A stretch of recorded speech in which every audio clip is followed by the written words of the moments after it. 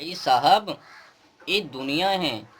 दुनिया में रीति रिवाज यही है। कहीं पर सम्मान तो कहीं पर अपमान। ये अपमान और सम्मान एक दूसरे के साथ चलता रहता ही है। पर बार बार अपमान समझ बुद्धि अकल से बाहर। भाई साहब, बड़े दिनों के बाद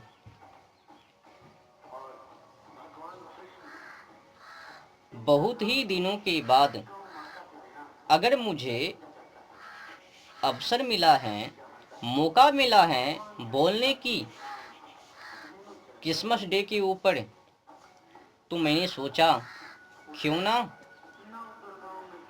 सच्चाई और झूठाई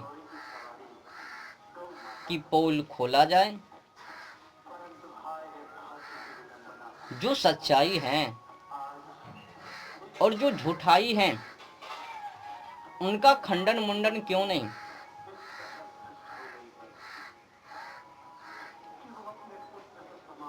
मेरे हिसाब से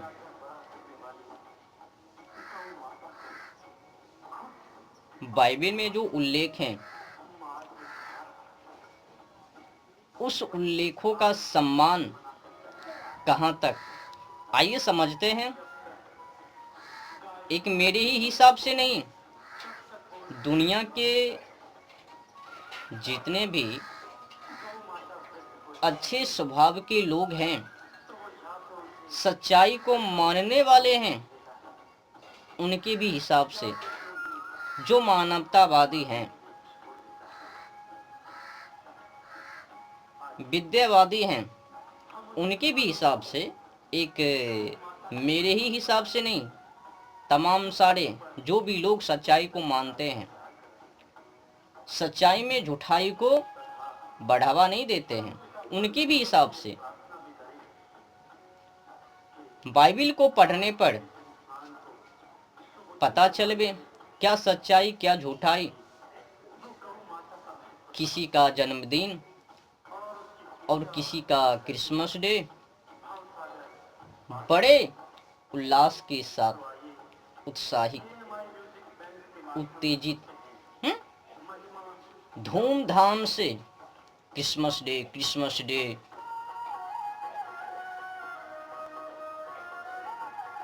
भाई साहब, अब अगर मुझे बोलने का अवसर मौका मिला है तो मैं बोल ही देता हूँ। बाइबिल के अनुसार हद सीमा से पार है ना। बाइबिल ने भी गजब बेइज्जती करवा दी जिनके नाम से एक क्रिसमस डे, सांता क्लॉस,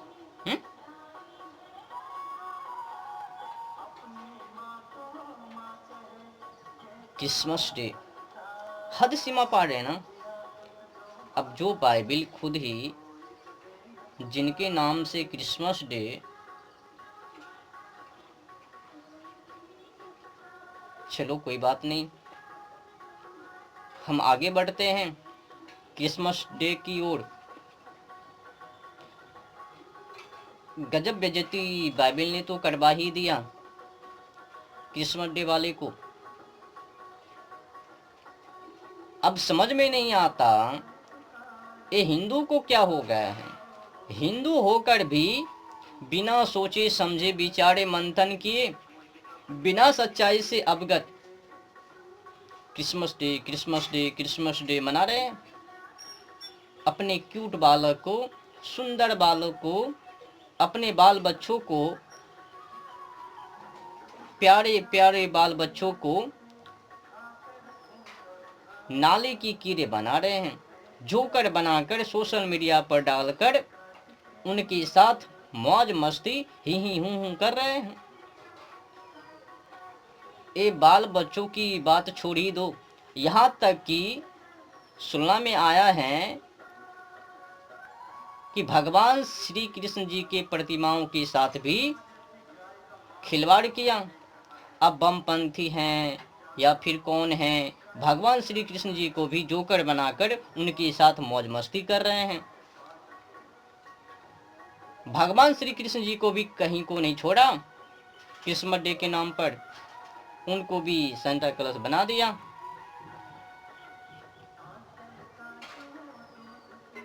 मजा आता है ना क्रिसमस डे को मनाने में, जब कोई जोकर बनता है, जोकर के साथ जब कोई खेल कूद करते हैं, मौज मस्ती आयसी करते हैं, भोग विलास करते हैं। अभी बाबा मेहरबानी, भलाई, हित की भावना, कल्याण उसी में होवे।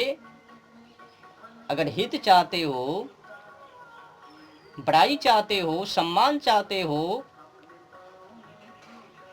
तो फिर हित की भावना के लिए 25 तारीख के दिन, बुधवार, उस दिन बेहतर यही होवे कि आप लोग जो भी हिंदू लोग हैं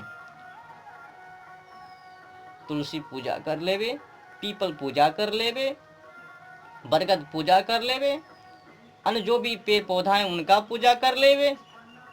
अब जिसके माध्यम से ये जीवन जिंदगी चलता है उनका पूजा क्यों नहीं। अब जिसमें कि सच्चाई है ही नहीं।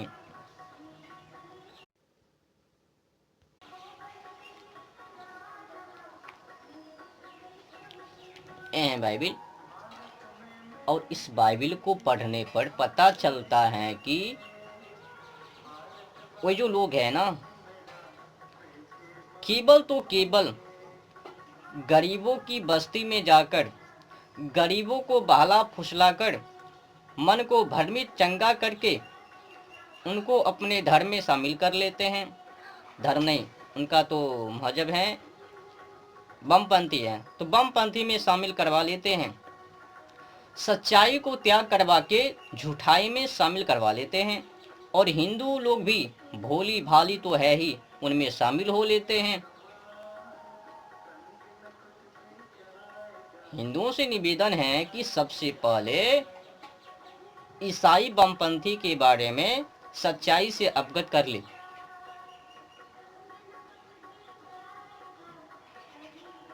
जब तक उनके बारे में जानकारी नहीं,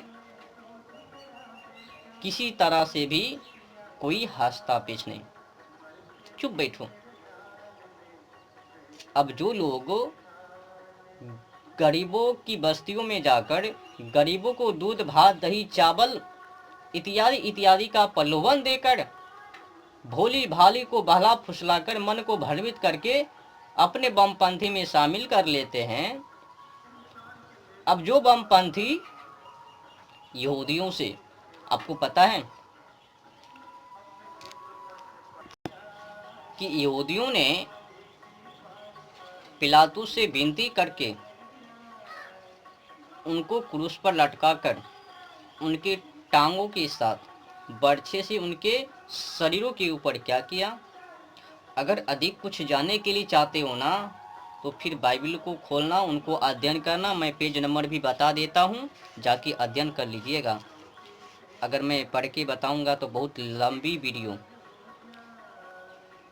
तो पेज नंबर 162 यूहन्ना नंबर की अगर बात किया जाए 31, 32, 33, जाके अध्ययन कर लेना।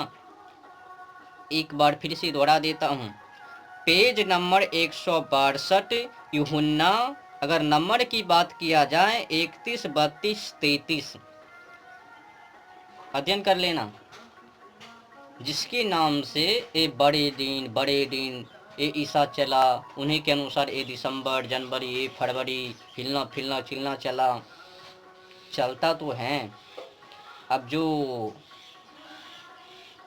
अधिकतर देशों में राज किया, मार पीट के उनको गुलाम बनाकर अत्याचार किया, तो उनका राज क्यों नहीं। अब किसी का डेट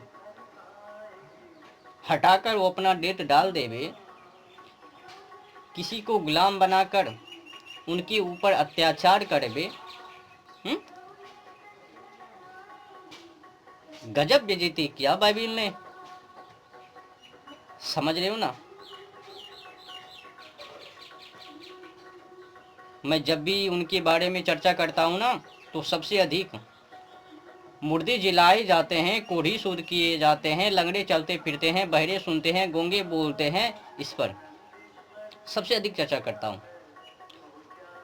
सबसे मजे की बात, मुर्दे जिलाए जाते हैं, मरे हुए लाजर को कब्र से बाहर कर लिया, जिला लिया, तो फिर मैं पिलातुस से मिलवा देता हूँ, महायाजक राजा पिलातुस। उनसे यहूदी विनती करता है, निवेदन करता है कि इनको क्रूस पर लटका दिया जाए। तो कभी कभी बोलता भी है इनको छोड़ दिया जाए। पिलातुस राजा कभी कभी बोलता भी है इनको छोड़ दिया जाए, पर यहूदी मना कर देते हैं, नहीं नहीं इनको मत छोड़ो, होने दो।